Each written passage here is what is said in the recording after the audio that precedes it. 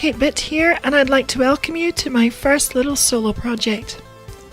I've wanted to do something that would allow me to share my love of video game music for a long time, and in particular, something that would span the decades of game music production.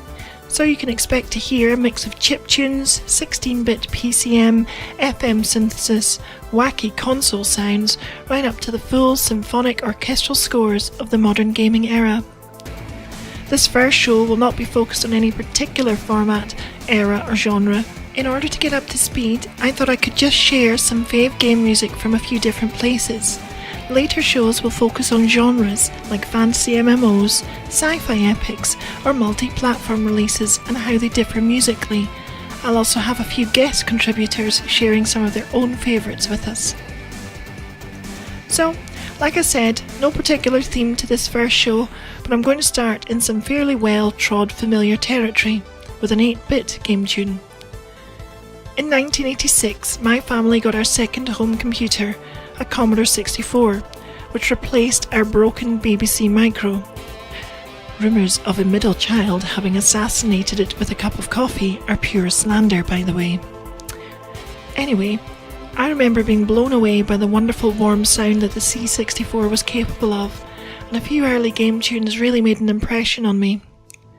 However, that's for another show. This time around I want to share with you a particular game's music which really represents that warm sound that I mentioned.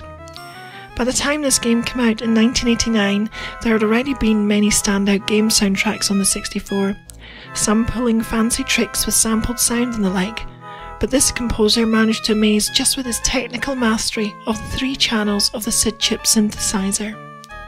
The music in this game was originally composed by Tomeo Kawamoto for the arcade machine that the C64 game was a port of.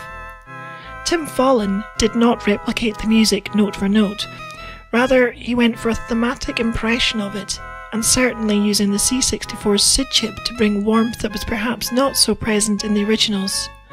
However, he did not cover all the music from the game. In a couple of the pieces he went entirely his own way, as is the case with my chosen piece here.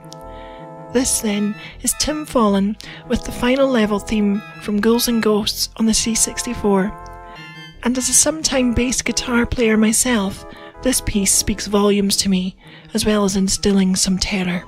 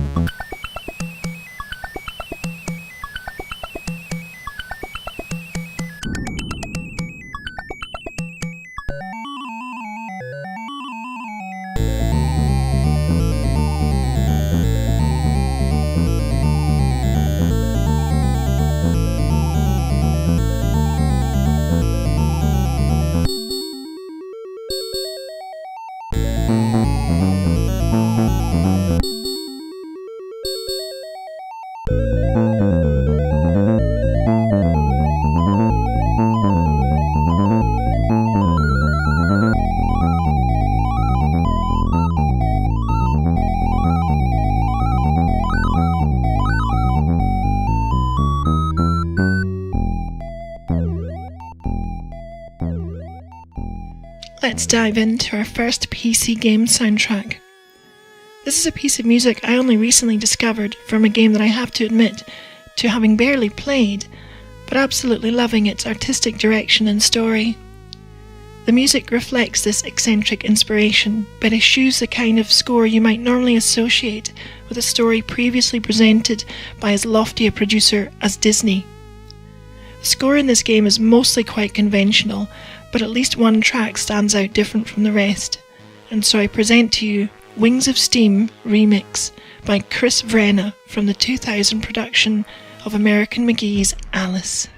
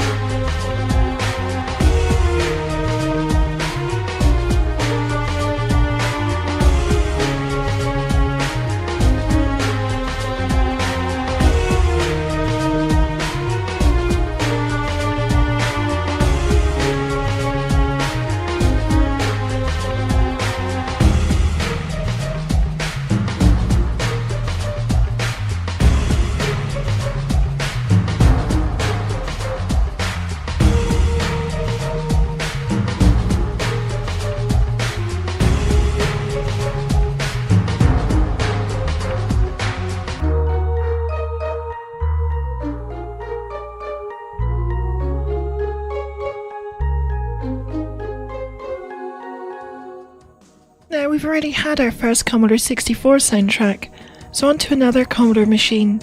Here's our first Amiga game tune. Overall, I wasn't a huge fan of the Amiga's musical abilities, despite the lure of 4 channels of PCM sample playback in a somewhat harsh stereo. I found the 8-bit and less than 30 kHz sample resolution very harsh and metallic.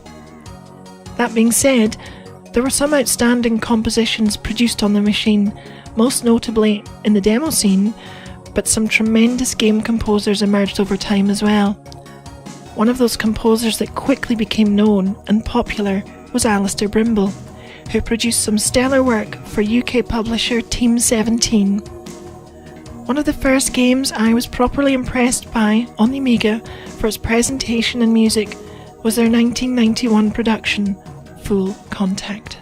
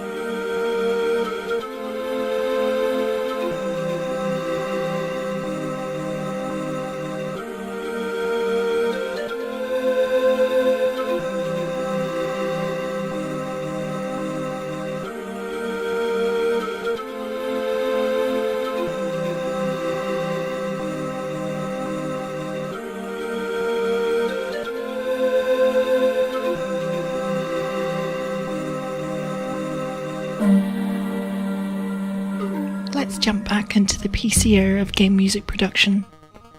Of course, the PC did not get off to a great start, as it suffered from an issue that would hound it to this day: diverse hardware configurations. Back in the mid-90s, the PC was just starting to move from chip-defined audio limitations, like the Ad-Lib or Sound Blaster, to CD-based, or in some cases digitally streamed audio. The benefits this engendered were obvious. Now there were no channel or polyphony-related limitations. Composers could produce music limited only by the technology available to them in terms of synthesizers, or access to real instruments played by human performers. This did not always lead to great music. There were a lot of game soundtracks that had a tendency to sound somewhat General MIDI, or PARPy, as I tended to refer to them.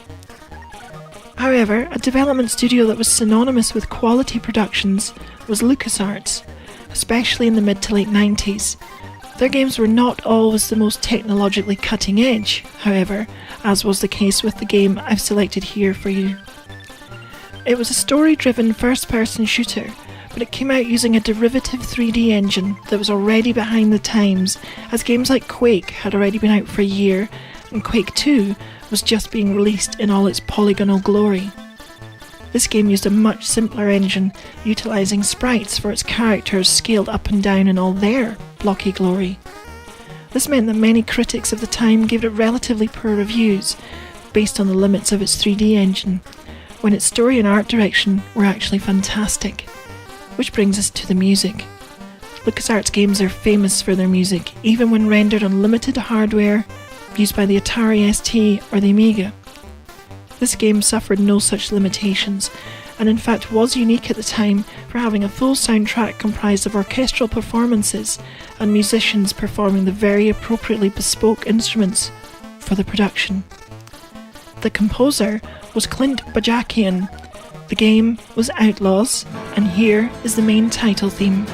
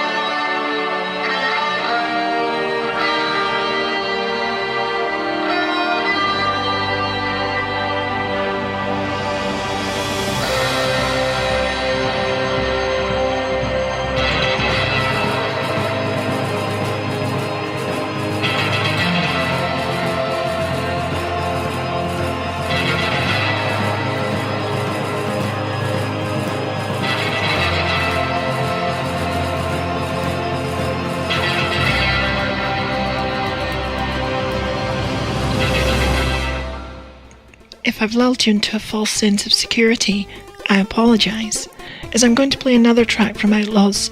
I will likely play more than one track from games as I talk about them, though mostly I'll play different tracks from the same games in different shows. Mostly. So that was the Outlaws main title, which beautifully pays homage to the spaghetti western legendary scores of Ennio Morricone. The game is full of beautiful compositions with that theme, but the one that stood out to me immediately I heard in the original demo of the game that appeared on magazine covers at the time of its release in 1997. Which was my only experience of the game, I must confess, as I never went on to play the full game. But in a throwback to the C64 era, I loved to launch the demo just to hear the music, and this piece in particular, which played when you died in the game, which I did quite often.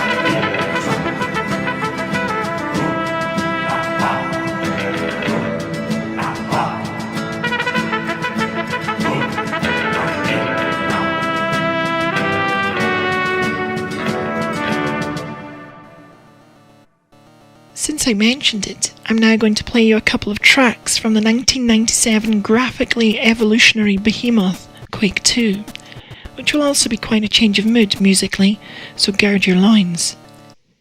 Quake 2, somewhat surprisingly, did not retain the musical creativity of Trent Reznor that was present in its predecessor. going instead for a fusion of orchestral score and a heavy industrial sound to drive the action forward. The music was composed by Bill Brown, who handled the orchestral side of the score, with Rob Zombie and Sonic Mayhem providing the electronic industrial elements. The music which plays over the introduction of the game is a perfect example of this fusion of instrumentation and harsh electronic industrial sound. Unfortunately, I've never been able to find a clean recording of it, and in fact, as played in the game, it is very crunchy and low quality, which demonstrates what I mentioned before, that period in the second half of the 90s when PC games moved from CD audio in full quality, if limited quantity, to more dynamic yet less efficiently compressed digital streamed audio at lower bit rates. However, I managed to find a stereo recording of the intro, albeit complete with the sound effects and dialogue, which I admit add a lot to the atmosphere of the music. What I've managed to do here is create an edit of the intro soundtrack with Bill Brown's isolated score in the middle before it cuts to the Sonic Mayhem part of the music. The head of Sony will give a full press conference today in the wake of the verified and authentic non-terrestrial transmission coming from just beyond the asteroid belt in our solar system. Contact with the colony on Mars will be re-established and have nothing to do with the impending arrival of the mysterious aliens. The McCulloch space station has just been destroyed. Massive casualties from the bomb remains on Mars. Paris,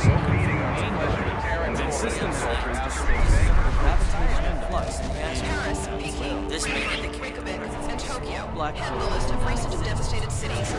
After the recall from what was once known as Uplifting farewell speech as these brave soldiers took the fight to the Stroh's home planet. We, the rest of humanity, wish them luck and Godspeed as well.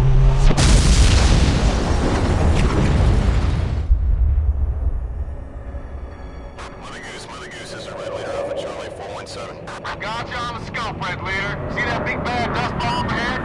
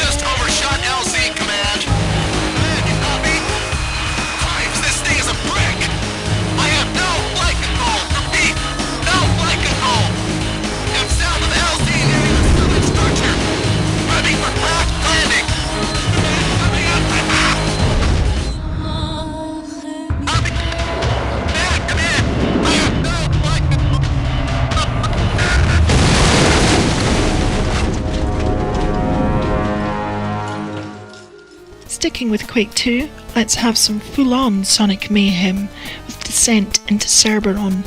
Metalheads may mosh to their heart's content.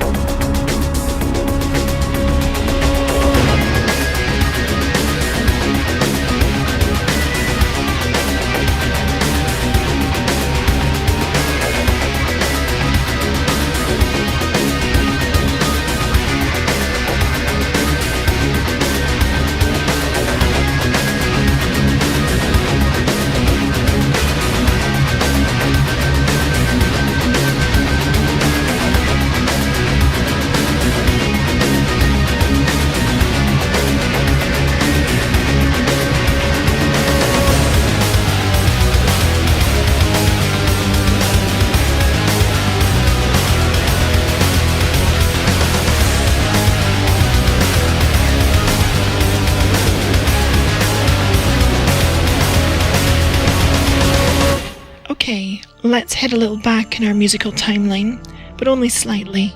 1996 to be exact. The PlayStation had a couple of games that had me very nearly invest in one, for the reason of games, but also because of its extraordinary visuals.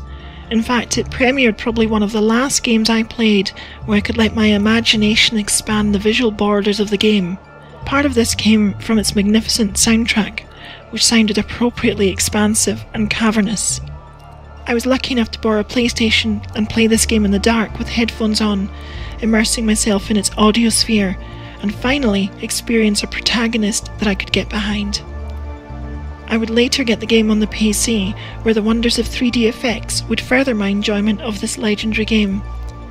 The game was Tomb Raider, and its composer was Nathan McCree, and this is its title theme.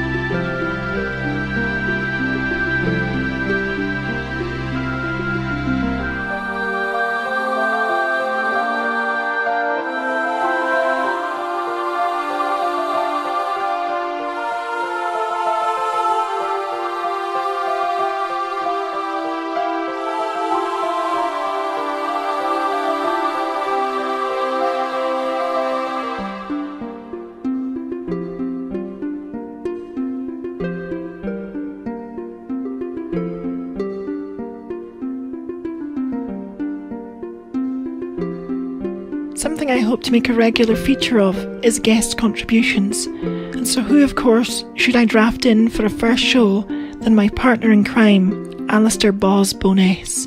So over to Boz for a couple of his favourite game soundtracks. Okay, Boz here. The tune you're about to hear is Ya Kung Fu 2. It was originally made by Konami for the MSX computer, and Imagine Software made it for the Commodore 64, which is the version you're about to hear, because their in-house musician at the time was Martin Galway, who did this beautiful piece of music. One thing you should know, of course, is the SID chip was different in every computer in that the filters was very slightly different because of the poor chip making that they had at the time.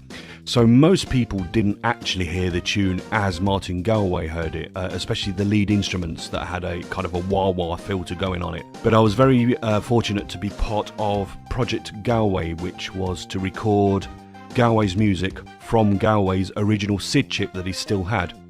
And when I recorded this particular tune, Year Kung Fu 2, I just fell in love with it all over again. So have a listen to this and enjoy.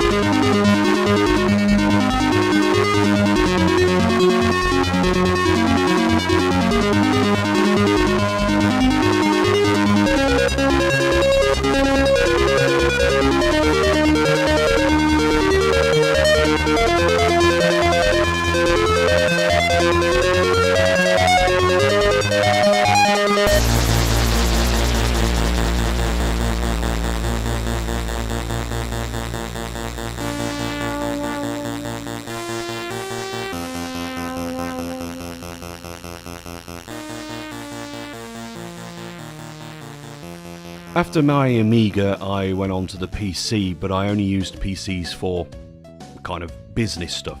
So to play games, I went to the consoles, and I had a PlayStation 1, and then after that was the PS2. And one particular game that I went back to, I loved it and just played it over and over again, was Metal Gear Solid 2, The Sons of Liberty. And it was just a great game to play, but also the music was written by Harry Gregson Williams. You may know him. He has made scores for films like The Chronicles of Narnia, Wolverine, and more recently The Martian. So he works for the Zimmer Studios as well. So when I heard this piece of music again very recently, I realised how much I liked it and how much of an influence of Zimmer it has in it as well.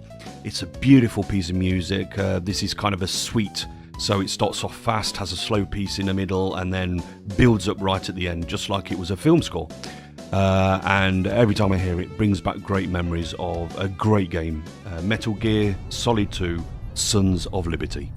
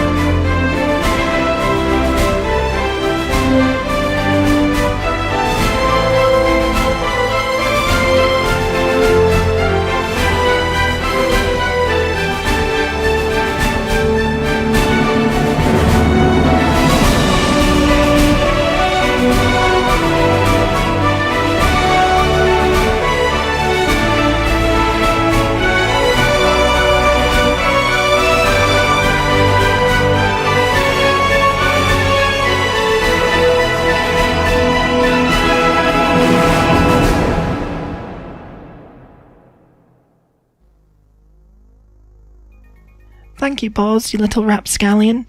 And if anyone else would like to submit some contributions of your favourite music from games and why, I'd be delighted to include it in future podcasts. Some people who know me might be wondering when I was going to get to a certain game's music, as if there was any doubt that I was going to cover it. My problem is in just selecting one piece of music from this particular gaming opus. But I suppose since this is my first show, I'll content myself with just one selection. When BioWare announced that 2012's Mass Effect 3 was going to be employing the talents of a movie composer to add to the score for the final game of the trilogy, I actually remember being a bit miffed, since I thought the previous game's composers had done a spectacular job already, and we didn't need no big city movie composer coming along with his fancy pants.